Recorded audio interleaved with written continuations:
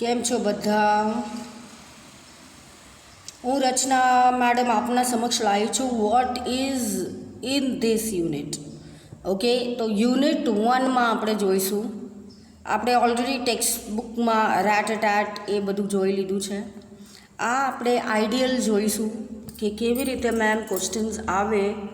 Textual આપણે learn કર્યું છે.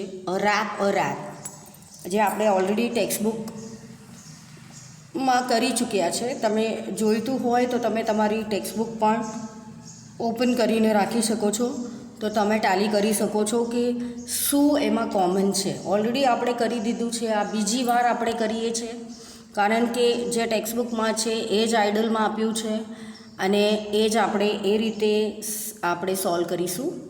કેવી રીતે ચાલુ જોઈએ. ફર્સ્ટ ક્વેશ્ચન છે fill in the blanks using the rhyme. A rat, a rap, a rap. કવિતા અ રેપ નો ઉપયોગ કરી ખાલી જગ્યા પૂરો. તો આ અ રેપ આપણે પેજ નંબર 24 આપણા ટેક્સ્ટ બુકમાં જોઈ લીધું છે બાળકો. હિયર આપણે ફરી જોઈશું. Here is a rhythm way here is a rap 1 2 3 4 5 clap. Okay, તો કવિ આપણને શું કહેવા માંગે છે? ક્લેપ કરવા કહે છે, કારણ કે ક્લેપ કરીએ તો આપણી બુદ્ધિને ચાલના મળે છે. Here is the rap, here is a rhythm, here is the beat. Beat પણ આવી જાય જ્યારે આપણે આમ તાળીઓ પાડીએ. Here is a rhythm in your feet. Feet પણ આપણે પછાડીએ છીએ, તો એમાં પણ એક રિધમ આવે. નાના બાળકો પણ જો તમે ગાતા હોય તો એ લોકો પણ આમ પગ આમ ટેપ ટેપ કરીને ગાતા હોય, એટલે રિધમ એ લેતા હોય. Go from the rhythm, go for the fun. Fun માટે પણ આપણે ગાઈએ છીએ, પણ શું ગાઈએ છીએ એના ઉપર બધું અવલંબિત હોય છે. 7 6 5 4 3 2 1 આ ઉલટી આપણે ગણતરી કરીએ છીએ. Go for the rhythm, go for the rap. Rap આપણે ગાઈએ છીએ. જો રેપ તો ખાલી મૂવીમાં નથી આવ્યા, આપણા સ્ટડીઝમાં પણ છે. 1 2 3 4 5 6 ક્લેપ.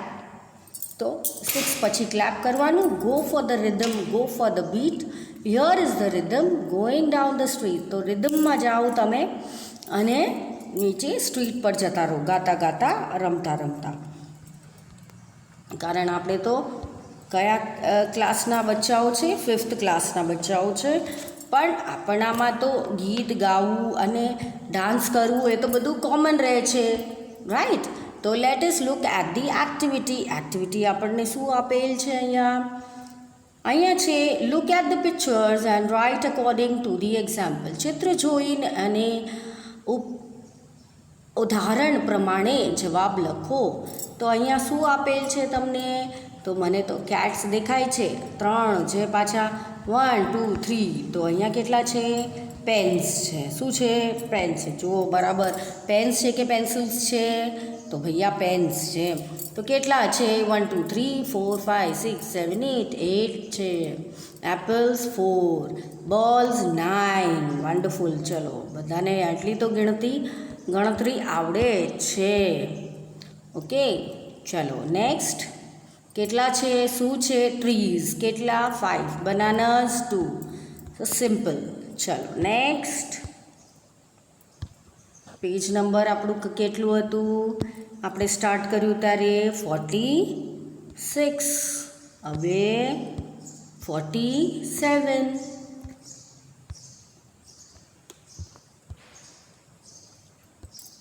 તો ચાલો જોઈએ. 6th વાળું છે બેગ્સ. તો કેટલા છે? 4. ફ્લાવર કેટલા છે? 1. કેટલા છે? 1. પછી ચોકલેટ્સ 3. રિંગ્સ 2. 2 ડોલ્સ. ડોગ્સ કેટલા? 2. Activity 2. B. Make sentences according to the examples using the pictures given in. Question 2. There are 3 cats in the picture. There are 8 pens in the picture. There are 4 apples in the picture. Activity 2 ને આપણે સમજાવવાના છે, જે already આપણે સમજી ગયા છે. તો આમાં લખવાનું રહેશે કે there are 9 balls in the picture. 4th વાળું there are 5 trees in the picture. 5th There are 2 bananas in the picture, 4 bats, 1 flower, 3 chocolates, 2 rings in the picture. એવું લખવું પડે હા બચ્ચાઓ, ખાલી 2 rings બોલીને નથી ને તો અડધું માર્ક જ મળે. એટલે પેજ નંબર 47 આપણે આ રીતે જોયું છે. લેટ્સ લર્ન કરવા તો આવીએ છે madam. V use prepositions to show place for any animals. જો આ ગ્રામર બી આવી ગયું, આમાં સ્પેશિયલથી પ્રેપરેશન્સ આપણે લર્ન નથી કર્યું પણ આપણને આવડે છે. ગ્રામર આપણે ફરીથી લઈશું પણ હમણાં ઇનબિલ્ટ ગ્રામર પણ આવે છે, એ પણ આપણે જોઈશું. Place of any person, place, animal or thing. તો એ શું કરે છે? ઇન, ઓન, નિયર, અંડર, એ બધા પ્રેપોઝિશન્સ છે. તો જો તમને કંઈ પૂછવામાં આવે તો સટાસટ તમારે જવાબ આપવાનું, કારણ કે તમને આવડે છે. રચના મેડમે તમને શીખવાડી દીધું છે. ઓકે, શું બોલવાનું? ઇન એટલે અંદર, ઓન એટલે ઉપર, નિયર એટલે નજીક, અને અંડર એટલે નીચે. The doll is on the table. These fishes are in the aquarium. Look at the picture and fill in the blank. જે આપણે ઇન, ઓન, નિયર, અંડર એ બધું શીખી ગયા. હવે આપણે સેન્ટેન્સમાં લખવાનું રહેશે. ધ કેટ શું કહે છે? Under. The doll is under. કે પછી ધ મેન ઇઝ સ્ટેન્ડિંગ કિધર છે? ઉપર કેવું? નીચે. Under, on. તો 48 પેજ પર અંડર, ઓન, ઇન બધું આપણે જોઈ લીધું બચ્ચાઓ. હવે આપણે જોઈશું અહીંયા શું થઈ રહ્યું છે. કેટ ક્યાં છે? The cub is in the tub. The chair is near the desk. The bus is standing under the shade. The girl is standing on the mat. Right? તો એ રીતે આપણે આપેલ છે. The dog is in the box. The apple is on the box. તો activity 3 English ઉચ્ચાર અને ગુજરાતી એ બધા આપેલા છે. તમને ના ખબર પડતી હોય તો એકવાર 49 પેજ તમે જોઈ શકો છો. તો એમાં આપ્યું છે લુક એટ હિતુઝ ક્લાસરૂમ. આ તમને ટેક્સ્ટમાં પણ આપ્યું છે પેજ નંબર 27 પર. Okay, Hitu and his friends are in the classroom. It is a big classroom. The walls are pink. The board is black. તે આપણે જોઈ શકીએ છીએ કે બ્લેક જ હોય છે બોર્ડ, પણ હમણાં તો ગ્રીન બોર્ડ પણ આવી ગયા છે. The ceiling is white. તો સીલિંગ મેડમ વ્હાઇટ જ હોય છે. ઓકે, તો એ તો આવડશે. There are 2 windows in the room. અહીંયા પણ 2 વિન્ડોઝ છે આપણા સ્કૂલમાં. The window frames are brown. આપણા પણ ઓલમોસ્ટ બ્રાઉન છે, કારણ કે બહુ ડર્ટી ના થાય. Okay, the doors are brown too. The floor is clean. The benches are clean. There are bulletin boards near the window. આપણે પણ ત્યાં બુલેટિન બોર્ડ છે વિન્ડોના ત્યાં. It is કેવું છે? green. There are pictures on the wall and Hetu is on the first bench. તો very nice. તો 49 page પર આપણે આ બધું જોયું કે ભાઈ તો પહેલા બેન્ચ પર બેસે છે. આપણે ટેક્સ્ટમાં જોયું છે આ બધું. હા, તો બસ આપણે આ ફરી વાંચીને રિવાઇઝ કરવાનો વારો છે આપણો. There are platform in the classroom. તો આપણા પણ સ્કૂલમાં પ્લેટફોર્મ છે તે. Okay, the teacher table is on the floor on the platform. The chair is near the table. આપણા સ્કૂલમાં પણ એવું જ છે. The chair and the table are new. બધું તમને નવું છે. There are books on the table. પછી the book is very thick. It is a dictionary. અરે બાપરે,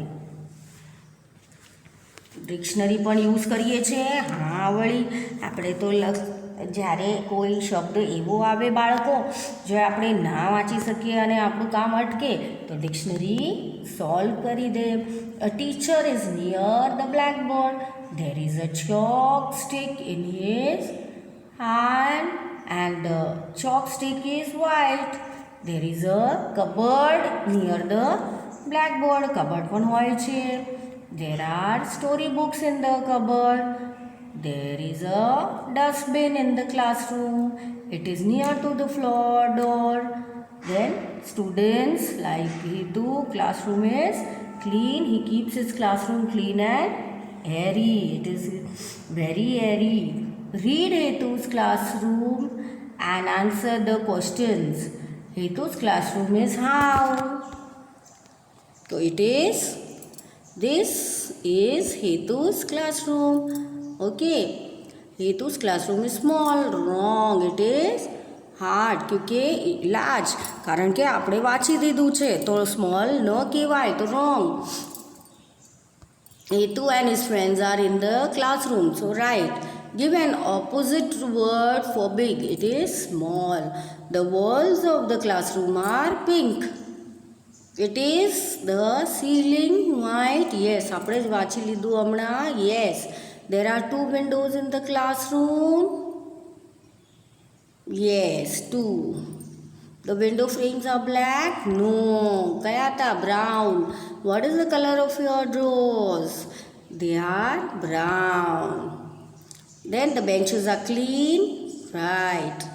Is the floor dirty? No. Okay, so everything is in place. Then dash is near to the window. B, the bulletin board. The bulletin board is green. Right. Hetu is on the first bench. So 50 page અહીંયા સમાપ્ત થાય છે. Okay, next આપણે જોઈશું page number 51. તે સુધી bye bye. Keep practising. આ 3 વાર વાંચજો અને 3 વાર પ્રેક્ટિસ કરજો. મળીએ નેક્સ્ટ સેશનમાં.